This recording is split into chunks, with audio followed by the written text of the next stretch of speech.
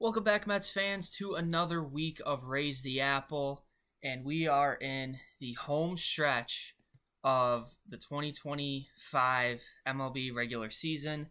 The Mets are hanging on for dear life for a postseason spot. They currently, I'll need to fact check myself in a second.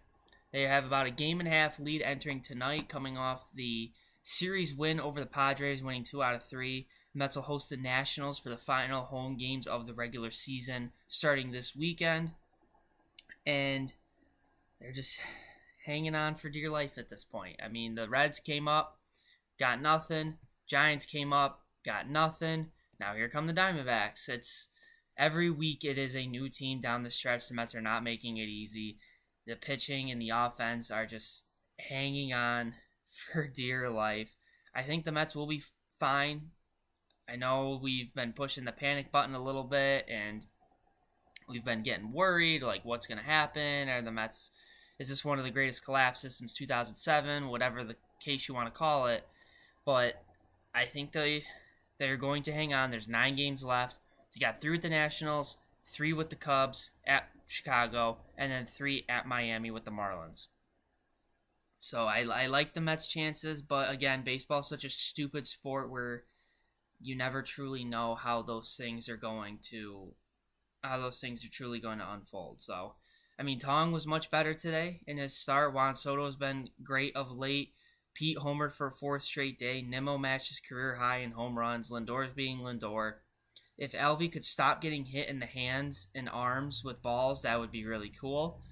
But for the most part, I mean, the Mets' offense has been a little better. I mean, the only game they lost in this series with the Padres, the difference maker was Manny Machado's grand slam, and they attempted to come back. They showed some signs of life. They just couldn't capitalize to get the big hit. Juan Soto missed tying that game last night by inches. It's like the 3rd or 4th time this year that he's done that, and I've just accepted that the baseball gods are refusing to let Juan Soto have a signature Mets moment unless that moment is going to come in October or that hit gets the Mets to the postseason, whatever the case is. But the Mets could have and realistically could have swept this series with the Padres. The Mets do this really weird thing where when they play really bad teams, they play down to them, but they play up to the really good teams. And I don't understand it at all. I don't know how they keep doing it this way. I don't know why they keep doing it this way. But, I mean, wins are wins. Mets are 2 wins away from clinching at least a 500 record, which would be obviously an underperformance if they finish just at 500. It would be an underperformance of a season as a team overall. But, I mean, it's steps forward. You're putting together a winning team every year. You got a week and a half left in the season, and you're playing meaningful games in September. It's definitely starting to, as an organization, the Mets have made that shift. They are turning around and starting to perform a lot better. And we're in good hands. I know it's been frustrating this year with this, especially with the pitching side, but I mean, let's talk about the pitching for a minute because I'm definitely in the minority among Mets fans on this. I don't blame David Stearns for the pitching being lackluster. I just blame it as that's baseball. Because bringing back Sean Manaea was what every Mets fan wanted. It was the right move. Peterson and Senga, we knew were there. We knew we had Tong, Sproat, and McLean coming. Clay Holmes, we knew was going to be a plug-and-play experiment because he's converting to a starter, so we didn't know how that was going to transpire. Frankie Montas, yes, that was a bust. But, I mean, he made the moves. He made the moves to attempt to address the rotation without breaking the bank, and then coming to the bullpen come trade deadline time, bringing in Rogers, Helsley, and Soto. Helsley obviously has not worked. Rogers has been good, and Soto's been good for the most part. He's made an effort to improve this team. I don't fault David Stearns for that. And you can't fault David Stearns. You can't fault the 3 guys, Tong, McLean, and Sproat, are exceptions to this because they got called up with the expectation that they were going to help the Reds rotation get to the finish line and get to the postseason. Calling on those 3 guys to do that with a month left in the season to basically save the season is a lot to ask of them. And that just goes with the Mets not adding enough starting pitching, if that makes sense. So that's, I guess, the one knock I'll get on Stearns is they should have given more.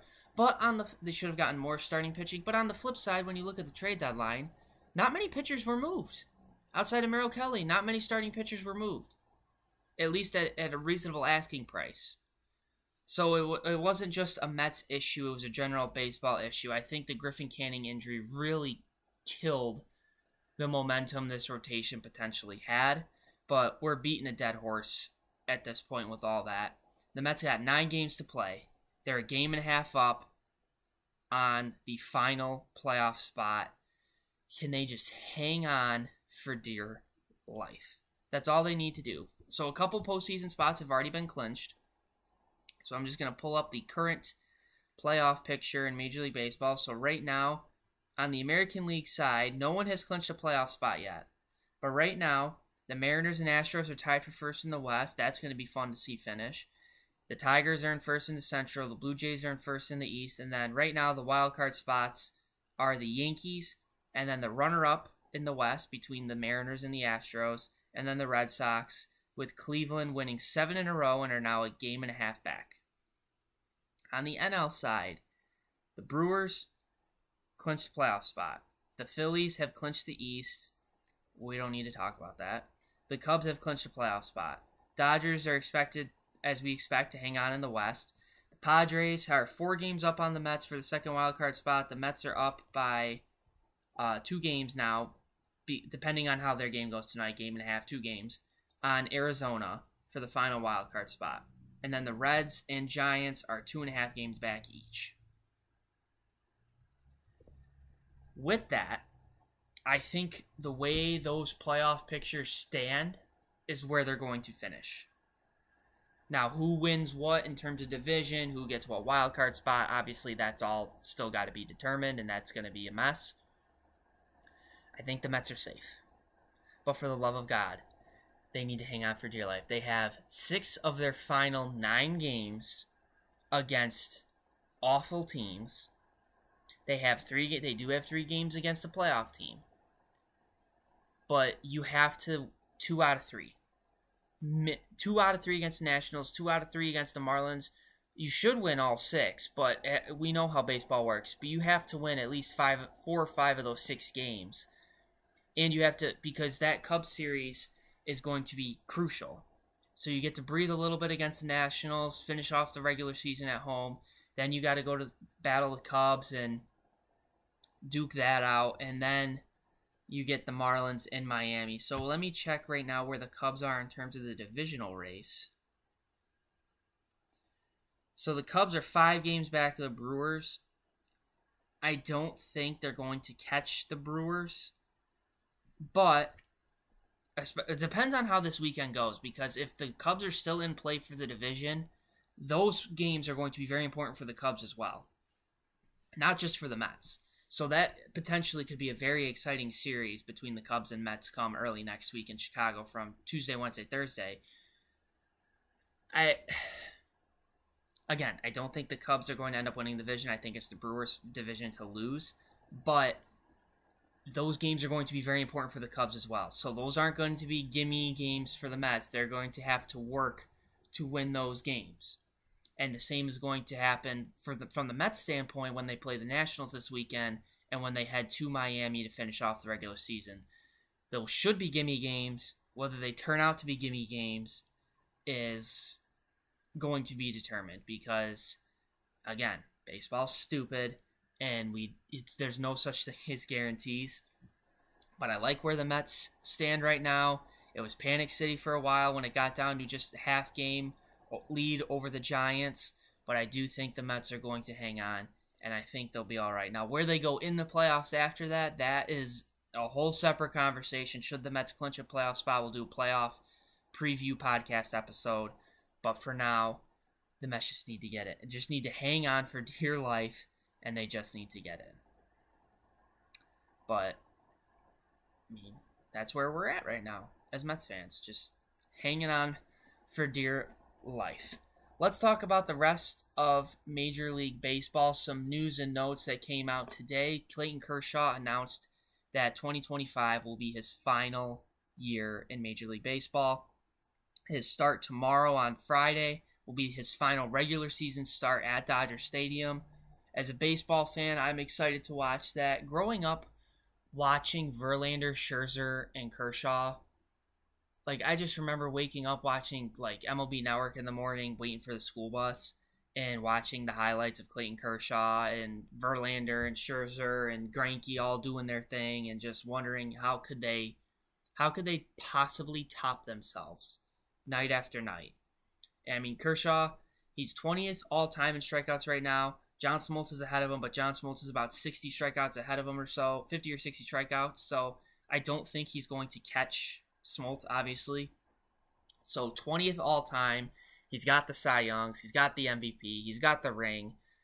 There's no question he's a first ballot Hall of Famer. It's just a matter of what percentage does he end up with, and where do you rank him all time among MLB pitchers. I really do think this may be an off-season video conversation. I think Clayton Kershaw probably ranks top 10 all-time pitchers in baseball history. And I don't think that's crazy, that's that crazy of a thing to think that Kershaw belongs in the top 10 all-time. But he's definitely first ballot Hall of Famer. If he doesn't get in on the first ballot, then I don't know anything about anything, and I will probably borderline boycott the Hall of Fame. But that's neither here nor there. He got 3,000 strikeouts earlier this year. I mean, he's the GOAT. With the three of them, it was how long were they going to go? Kershaw's at the end of the line. You have to think that Scherzer and Verlander aren't too far behind him. But for Kershaw, this is just one last run at a ring. And a lot of people will knock his postseason career. His postseason career, is he like a mad bum in the postseason? No. But, I mean, he's Clayton Kershaw. I think the Dodgers are going. He's been the saving grace for the Dodgers this year from a pitching side with all the injuries they've dealt with and how effective he's been for them. And as long as he can keep the Dodgers in ball games down the stretch, they should cruise to another NL West title. And they're probably going to end up in the NLCS again, just because that's how the Dodgers work. But speaking of Hall of Famers, I want to bring this conversation to the forefront. It was a little bit of a topic on baseball Twitter because Salvador Perez has reached 300 career home runs and 1,000 career RBIs. Now, he obviously, at the tail end of his career as a catcher, he's the only guy left from that 2015 Royals team that won the World Series. The question became, is Salvador Perez a Hall of Famer? To me, I think yes. I think Salvador Perez should be in the Hall of Fame when his career is said and done. Now, is he a first ballot Hall of Famer? No. That I can understand that. I think it's going to take a couple turns. I don't think he gets in on the first ballot. However, 300 home runs and 1,000 career RBIs. He's the 8th catcher all time to do that. To have 300 home runs and 1,000 RBIs, joining Mike Piazza, Carlton Fisk, Johnny Bench, Yogi Berra, Pudge Rodriguez, Gary Carter, and Lance Parrish. Every single one of those guys is in the Hall of Fame except for Lance Parrish. In addition to that, he's also a 9-time All-Star, 5-time Gold Glove, 5-time Silver Slugger, and 3 times he received MVP votes, one of which he finished 7th. That was a couple years ago when he set the record for home runs for catchers in a single season with 48, before Cal Raleigh just broke it this year. He's also got the ring.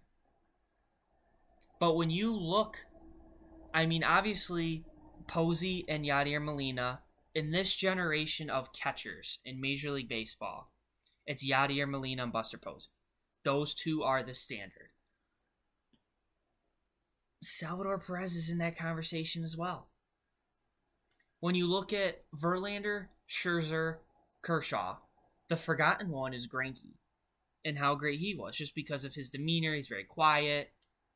the teams he's been on. You look at it from the catcher side. You got Yachty and Buster Posey. Salvador Perez is kind of the forgotten one. He's been on the Royals. The Royals have not been good with the exception of their playoff runs from in 14 and 15. And then last year when they made a run, the Royals have not been overall a great team. They've been a team that has struggled a lot with Salvador Perez there. And that's not Salvador Perez's fault. That's just an organizational problem that they've had. You can't fault him for that. I can really see an argument, and I would greatly support this argument, that Salvador Perez should be in the Hall of Fame. Again, one of 8 catchers all time with 300 career home runs and 1,000 career RBIs. Of those, all but 1 are in the Hall of Fame. In addition to his individual awards and accolades that he's won. And temporarily had the MLB record for most home runs in a season by a catcher. I definitely can see the argument why he shouldn't be, why people would say no, he shouldn't be, but I would lean towards and support that Salvador Perez is a Hall of Famer when his career is done. Again, first ballot, no, but I do think he gets in at some point. Whether that's his second, third, fourth time, well, that obviously depends how his career finishes out and how much longer he plans on going and how much more his stats change.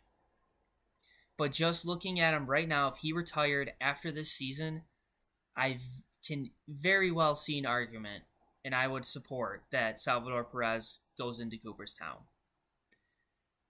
You can't punish. He's got the same story as Mike Trout. You can't punish. I know Salvador Perez has a ring.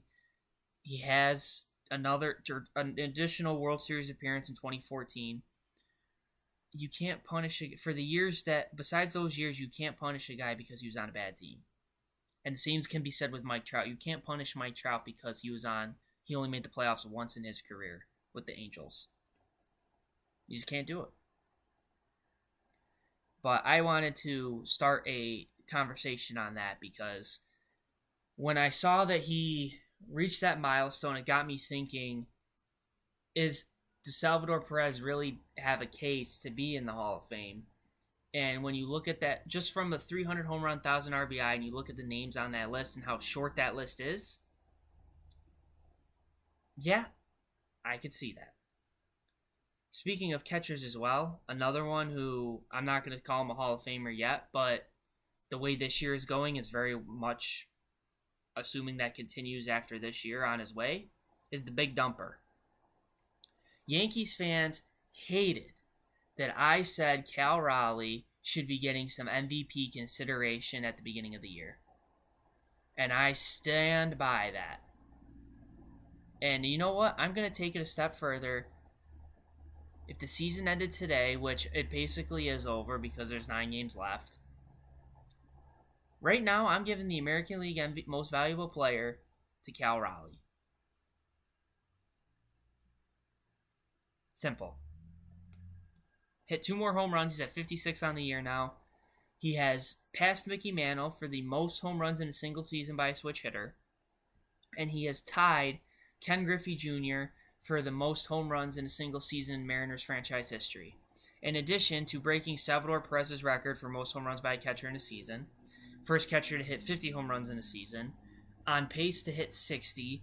He's the home run derby champ. He's been the leader on this Mariners offense that has got them tied with the Astros for the AL West lead with 9 games to play. If the Mariners win the division and or make the playoffs, given Cal Raleigh's season, in addition to the physical demand of being a catcher at almost every single game,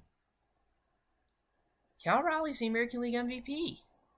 I understand Aaron Judge is doing things that very few have done in the history of the sport, but so is Cal Raleigh. I'd be hard-pressed to find a reason why Cal Raleigh shouldn't win the MVP this year. You want to talk about, it's just because of the home runs. No, it's not just because of the home runs. Are the home runs a part of it? Yes. But the Mariners are in the playoff race. They're in play for the division title. They can realistically make a run in the postseason with that pitching staff because the American League is wide open. He's doing things by a catcher we've never seen before. Oh, well, Judge is doing this with it. Okay. But again, Cal Raleigh is doing things that we have never seen before from a catcher. And I stand by it.